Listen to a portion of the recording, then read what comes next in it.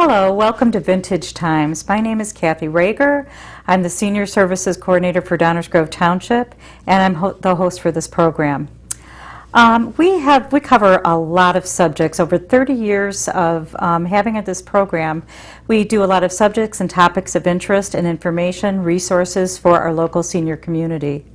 We're happy to bring these topics to the public, and we feel that they're very important.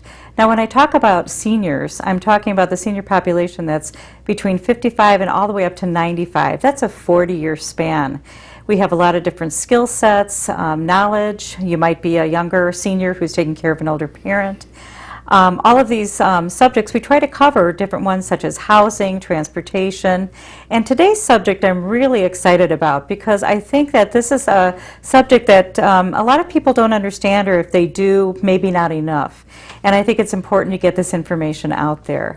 Today we're going to be talking a little bit about the assessment process, kind of an overview of the assessment process, the appeals process, and senior exemptions. So if you own your own home, you're going to want to really listen to this. If you're a senior living in a home, if you don't know when to do some of these things or when it's appropriate to do them, we have some of those answers for you. So I have our township assessor here today. He's our elected official, and his name is Greg Boltz.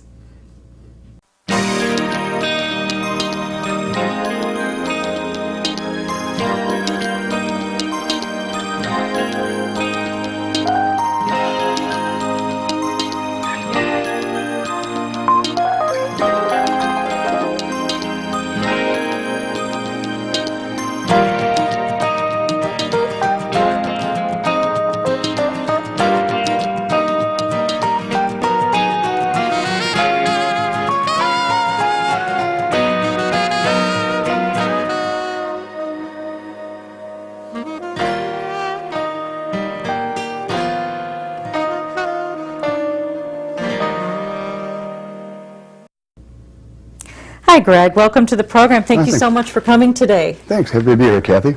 Well, I was wondering, can you tell us a little bit about your background and what does an assessor do? Certainly. Well, happy to be here, Kathy, again, and especially I appreciate all the work you do for our seniors. Again, my background, a little bit about me. I became the assessor in May of last year. I was elected in April. I took over the remaining term of our former assessor, Terry Cockrow, who unfortunately passed away in February of last year after serving the township in a fantastic way for over 30 years. It was a big loss for our township to lose Terry. So I finished up her term, and then my term started in January of this year. My background is I'm also a CPA. I'm a CIAO, which is Certified Illinois Assessing Officer, and I spent over 30 years in doing various financial operations roles and architectural engineering operations and things like property management. Truly enjoyed these last 15 months or so of serving in the assessor role. It's been exciting. A little bit about what an assessor does is our job is to identify, list, and assess the properties within the township of in Downers Grove Township. Well, great. And you told me a little bit about your background that I didn't know, and it seems like you're, have quite a resume for doing what you're doing right now. So telling us a little bit about what the assessor does, that was wonderful. But what is the actual boundaries for the township? Probably a lot of people don't know what that is. So who are you assessing and where do they live? Certainly. Well, we take care of all the property within the township, and the township boundaries are actually from the corner of 39th and Woodward in the village of Downers Grove, and running south and east all the way to the county lines. And a typical township in Illinois is basically 6 by 6 square miles. We are actually one of the largest townships, originally the largest township in Illinois. There's been a couple townships that have merged together 20, 30 years ago, but we have 57,000 parcels in of property in our township. Makes us the largest assessing district in DuPage County, the largest township, and we're in the top 5, I've been told, in the state. Cook County, of course, is the largest assessment district with over 1 million, but I think there's Rockford Township, I believe, has over 75,000, but we're at 57,000. We're right within the top 5. That's amazing. Yeah, we're very, very large, well outpace anything else in DuPage County and most of the other townships in the state, like I say, in the top 5. Wow, well, thank you for explaining that Sure. because, knowing what the boundaries are, because when people hear Downers Grove Township, a lot of times they think it's the village of Downers Grove, but it's actually covers all or part of many towns Yes. within our area here. And one of the things that's actually quite interesting is we actually have a very diverse township as well. We have from unincorporated to incorporated with big, very high-level homes to small homes. We have commercial, we have industrial, so we're very diverse as well. So we're a very complex township as well, along with being the largest township. So you have a lot of different types of properties to assess. Exactly, yes, very complex. Yeah, I can imagine. Well, how does somebody wade through this? I know that with the assessment process, there is an assessment process you go through. Probably many people, we get an assessment but don't necessarily really understand what that's all about, or we have an idea but it might be a little mixed up and how often it comes out, that type of thing.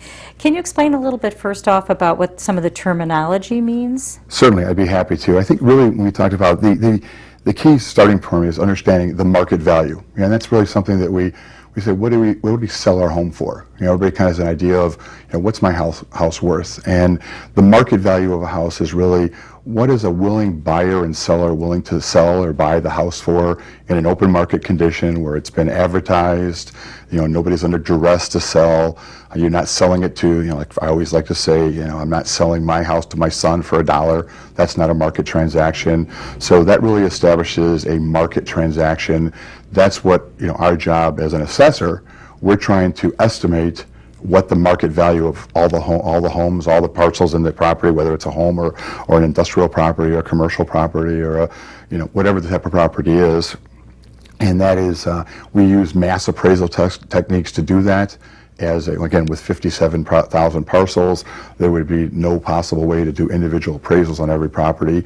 And by statute, we don't even do that. By statute, we're required to use what's called mass appraisal techniques. Wow, so a mass appraisal technique just covers a larger area. What is that based on? Basically what we look at is we use sales ratio studies, which is looking at sales for the area for a homogeneous group of homes, or we'll look at residential, because really what we're looking at is the discussion with our seniors, yes, and that's really exactly. the focus of today. Not the commercial, necessarily. So we're looking at sales ratio. We'll take a look at, it can be bound by a geographical area. So when we think of neighborhoods, we think of geographical area. But we're also looking at, a lot of times, homes that are built in a general same time frame.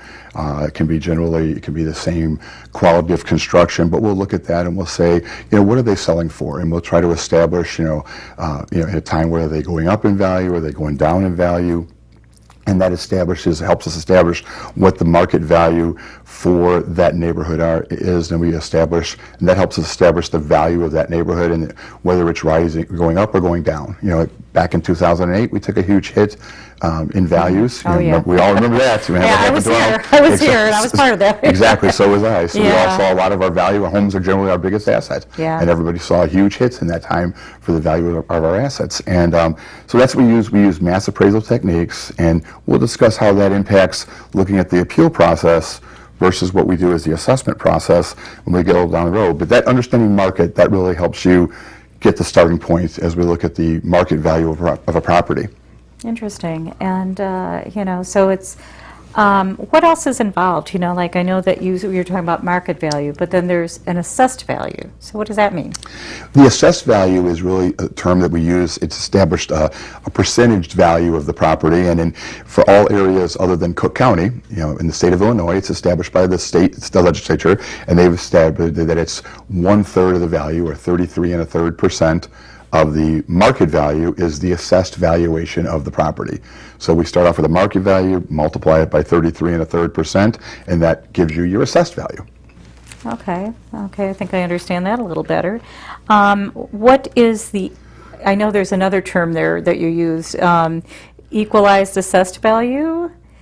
Kathy, you're What doing the great. heck? You're doing a great That's job. because I have it in my notes. Well, I'll tell As an you. average citizen, I would not know what that is. So I'm sure that that residents would be happy to really understand that a little bit better. Certainly. As would I. But I'm very proud of you. You're doing great. If you ever have a problem, come over and see me. Oh, I know. All I have to do is go across the hall. So there you go. Good stuff. Well, the equalized assessed value is really where we take a look at the market value and come down, and then we take a look at equalization factors. Start off with, we talked about the factoring that I would do in looking at raising or lowering the value within neighborhoods, well, then the supervisor assessors, once I close my books, which I'm getting ready to do within the next month or so, which again, I would encourage everybody that's listening to please sign up for my email list by going to my website at dgtownship.com, because when I close my books, I'll be sending out a notice to everybody to say, hey, my books are closed, take a look at your assessed values. So then you can take a look and see whether you think it's reasonable or not, and we'll get down to how that's important So they later could on. still appeal that if they want Exactly, to. or give us a call. Okay. We'll talk about that in a little Okay, while. sure. But I'm going to keep talking about that email list because that's very important. But again, what happens is once we have the assessed value, the supervisor assessors at the county level is given instructions from the state, the Department of Revenue, to take a look at what the values are across the whole county, and they issue what's called an equalization factor from the county to each township. For instance, last year, they applied a county factor to each township, and for our township, it was 4.78%. All right, so Now, that seems high. Is that a good thing or a bad thing? it really, when you look at it, someone says, well, they raised my value by 4.78%, but if everybody goes up 4.78%, it really has no impact on anything, because when you calculate what ultimately people pay on property taxes, you're taking all the total value of property and the levies, and you're dividing the levies that all the taxing bodies apply, divided by the total value of the properties, and it comes with a tax rate. So if everybody goes up the same amount, then it just reduces the rate, so it really has no impact on anything as it relates to property taxes. But so it really depends on. It really has no mathematical impact. It does, but everybody gets concerned. Generally, people get concerned when they see their value going up when it comes to assessed values. But it really doesn't have an impact on you financially. But that's called an equalization factor applied by the county, and the state also has an obligation. The Department of Revenue, when they analyze sales results and they do their sales ratio studies, they could theoretically apply a factor. Last year, they did not apply an increase to the county of DuPage, so their factor was just a 1. So 1 times any number equals the number it started out with, so there was not one. But they could theoretically do it. So when you talk about the equalized assessed value, it's the result after you take the assessed value multiplied by the county factor and the state factor, you end up with the equalized assessed valuation. Okay, and so, so we have our local township government that is assessing, that would be the first step for people to go to, but then you have your supervisor of assessors out at the county, correct? And then you have a state factor that comes in. And are these requirements, that these factors are added in? Is that like a state statute that, the state requires, here's our factor, here's the county factor? That's all part of what that equalized assessed value is. Yes, the entire assessment process is governed by state statute. Okay. So everything we do is governed by the state statute, and that is, again, it simply is, yes. We don't, I always like to tell everybody, we follow the statute, that's our job. We don't set the statute. My job is to make sure that it's applied in a fair and equitable fashion, so that everybody's treated the same way. Okay, that sounds good. And then and maybe you've talked about this already, but I always hear about the tax formula. Is that pretty much what you were just covering? That's what the tax formula is? That's a major portion of it. What happens there is we've gotten us down to the equalized assessed value. All right. The next step, where you get down to the remaining of the tax formula, is what we call affectionately the tax formula. Is you need to then take off your whatever exemptions you're entitled to. For instance, and what's very, very important. Exemptions. Exactly, the exemptions. That sounds good. We got one last year, and I knew about that because I was there. But that's why I feel like we need so much to share this information with our senior population, because my husband turned 65 last year. I found out that we were able to apply because, and this is correct, right, that as long as one of you who are on the house, who own the house, turned 65 in that year, yes, correct? that is correct. Basically, Okay. there's various exemptions, and just a little bit of an overview of exemptions. The state legislature has established certain exemptions where they decide certain groups are entitled to something where they want to give a benefit to, for whatever reason. It could be the seniors, it could be home ownership, it could be veterans, whatever the case is. They pass laws that say that somebody's going to get something. Like, for instance, home ownership. There's a residential exemption that basically you need to own your home and occupy your home. Or if you lease it out, there's certain terms that have to be in the lease. If you own it and you lease it to somebody, that you get a $6,000 reduction in the assessed value of your home. That's And automatic. that's for seniors, That 65 actually, and older? well, that's actually for the residential exemption. Oh, okay. All right, and then now as a senior, if you're 65, if you qualify for the homestead exemption, if you're a senior, 65 or older, you can get an additional $5,000 off your assessed valuation of your home simply by being 65 or older. Now you need to apply for it. You need to let us know, and if they come to my office and you apply for it, we'll actually help you fill out the forms. We'll make photocopies for you. I actually have... They did do that. They did do that Exactly. for me. I thought they were just treating me special because I work there, but you do that for everyone. We will do that for everybody. In fact, Kathy, I've gone out and met with homeowners associations. I've gone out and done a number of forums with state representative, like for instance, David Olson, State Representative Bellock. I know I'm in the process right now with State Representative Mazzocchi, who took over for State Representative Bellock over in the eastern part of the township.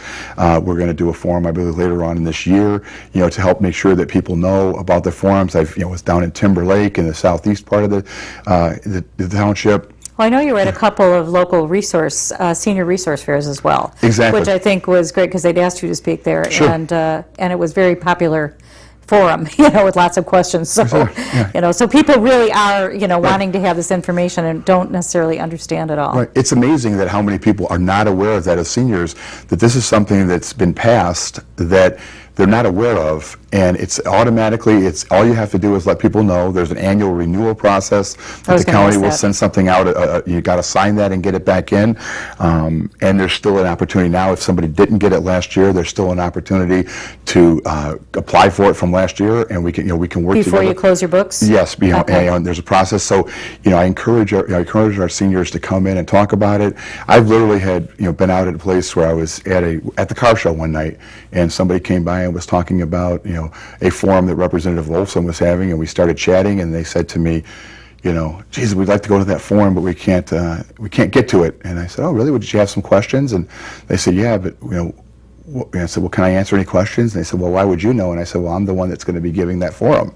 I said, why would you be giving it? I said, well, I'm your assessor. And we literally walked down the block, and they were having a wine tasting party, and we did an impromptu Friday night tax forum. And the next Monday morning, 3 of their people came in, and they were seniors that did not know about the senior exemption. Wow. So it's an opportunity. The seniors are entitled to this. So you have some very creative ways of getting this information out there. Our seniors deserve this. They've been there for us. And it's important that we get the message out to our seniors. And I'm so happy you asked me to be here today to do this. It's a passion of mine to help do that. And there's some other stuff for seniors that we have that the legislature has passed. We have the senior freeze that we've talked about, the senior assessment freeze. That's something that's recently the legislature has voted to increase the gross income limit from $55,000 to $65,000. And what this is this freezes the assessment limit, not the taxes, because that's based on levies, but it seizes the assessment level of the person's home if their gross income in someone's household is $65,000 or less. So this is an income-based exemption? Yes. Yeah, this is an income-based. And So there's many that fall into that category, Exactly. especially if they're single, widowed, widowers. Exactly. And many of the assessors are lobbying right now. I know I've been chatting strongly with Representative David Olson and our Senator John Curran, who both represent our area of Downers Grove, the village of Downers Grove here, which our station covers here. They are both supportive of raising that level to $75,000, which because again, it's getting harder and harder for our seniors to pay their bills. So they're both supportive of raising that limit to $75,000. So hopefully in this next term, or in this next, maybe in the veto session, I'm not sure, again, I'm not in the legislature, but we do try to send a message down there, and they're both supportive of raising the limit. That this is something that's needed. Our seniors need this, so I encourage the seniors to please come in and talk to us. We'll help you review your income tax returns and see if you qualify, and if you do, we'll make the copies for you. We'll put it all together for you. If you help you fill out the forms, we'll notarize them for you, and we'll deliver them to the county for you. So then you can take your tax returns home with you, and then the county processes, but we'll help you get the stuff taken care of so that you can. So you really do a lot of the some of that research and legwork for the individual. They just come in and ask the questions, and you can tell them what they need to provide, that type of thing, and you're able to walk them through that. Exactly. I have a great team of people that are there. Our window is open every day that the door is open, 8:30 to 4:30, and I have a team there that are ready to help and fill out the forms for you. Yeah. and get it for our Well, and I seniors. think, as I mentioned again, too, we have our, what I call our junior seniors, who are like maybe 55 to 75, who are still trying to help, maybe an elder parent, and trying to understand, like, it's a little, a little before what, they need to get into, but it's like, I'm going to be approaching this, and how do I help them? What do I need to know to help them? So Yeah, I know. I think found that that's- out last year when I turned 55, a little over, I'm turning 57 soon, but I was so excited. My mom and I went out, and I got the senior discount at Taco Bell. My mom used to love, Yeah. she used to love Taco Bell, Get AARP. Yeah, that's right. There you go. I got the free drink. She was so excited to bring me over there when that same day I turned 55. We got the drink together. But Yeah, there's definitely some perks, exactly, for being exactly. older. But so again, and then you would ask me, I think one other time about the senior the tax deferral. Yes, can you touch on the tax Sure. deferral? That's something different. Yeah, that's a little different. That's a program that the state has set up, and it's administered through Gwen Henry, our county treasurer, and she does a great job with this program. And what that does is that will defer up to $5,000 of a tax liability. There are income limitations on that as well. And you can take a look at that at the treasurer's website, and they can help you fill out. We can help you fill out the forms, and the applications are actually with the county, but we're happy to help you answer questions on that. And that would defer it. And then what happens is when you sell your home or the passing of the person, the liability has to be met. But there's an annual limitation on how much can be deferred. I believe the limit is $5,000 of taxes. But Okay. It's something. So there is an So ability. that might even be in addition to what they're already getting, or would that take the place of some of the, like, they have their senior exemption, their residential exemption. Would this be on top of that? Yes, this would actually defer the payment of the taxes. See, the senior freezes the assessed value, so that you don't see the assessed value going. If your property value goes up, the seniors under the freeze don't experience that increase in assessed value, which would generally, in an increasing market value environment, would help to hold down their tax liability. So that could really save an older senior especially. I mean, Right. that can work for others, but until they sell their home or whatever. They sell their home, Yeah. or unfortunately, if they pass away, Yeah. the estate would then be liable for that taxes, and that again, that's administered by the But county treasurer. another great option, but administered through the county, but you will help them or Sure, help them understand it or do some of the, we'll help help them. fill out forms. Should we things be like able to that. help them answer questions and things like that? So again, and that's what we're there to help in any way that we can for understanding the exemptions and things like that, and guide them as to who they need to talk to at the county if it's more of a county process. Again, we're here to help.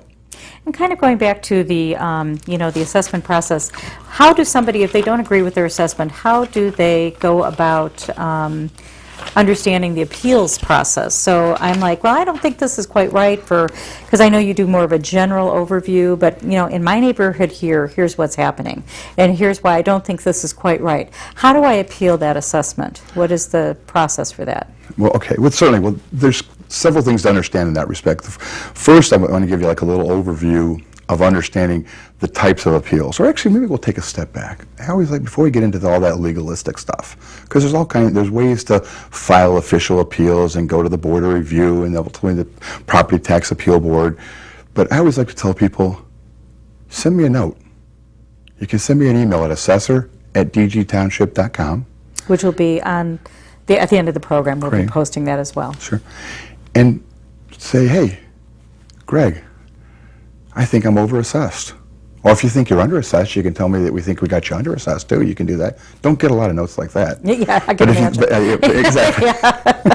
Because again, my job, I always tell everybody, and my chief deputy always gets a kick out of it, I don't have a horse in the race. I don't want to see things high. I don't want to see things low. I just want it to be fair. So I came out of the private sector. I've not been in the business my whole life and stuff like that. I came out, my job is just to try to be fair with everybody. So I don't really, people have a perception that, the assessor wants all the values to be high. I really don't. I want it to be fair. So if there's something unique about your house, when we're using mass appraisal techniques, we assume that we kind of have to start off with an average. Home is an average condition and things like that. So, there may be something unique about your home that we don't know. Maybe there's something, we think you have 4 bathrooms, you only have 2. There may be something that's incorrect on your property record card. So I encourage everybody to say, reach out to us and we'll take a look at it. I have all the information on my system. We'll start walking through with you if you have to take a look at it. First thing I do when someone sends me an email is I get them, call them and I take a look at it and say, well, let's take a look at what we call a property record card. And that's where we have all the information about your house.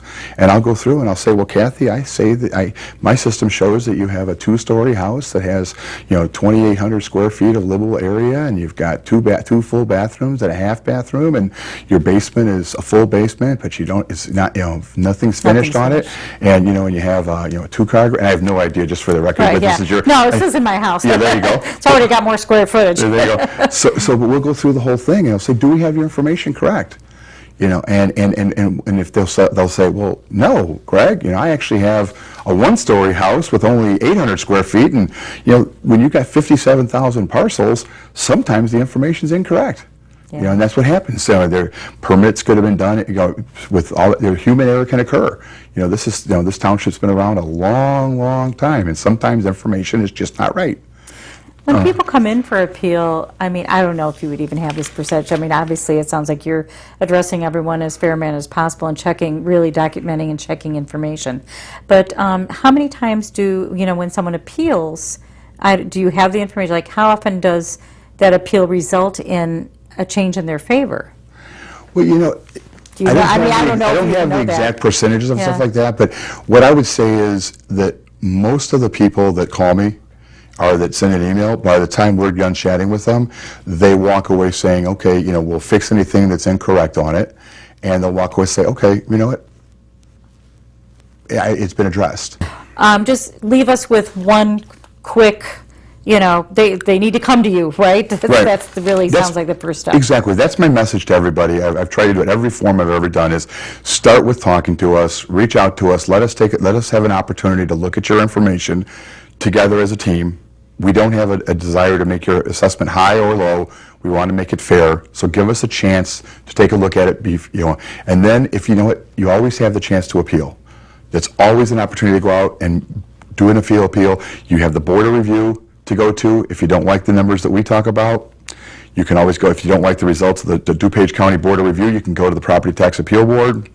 There are some fantastic tax reps out there that I work with on a regular basis that come in and talk to me on behalf of residents.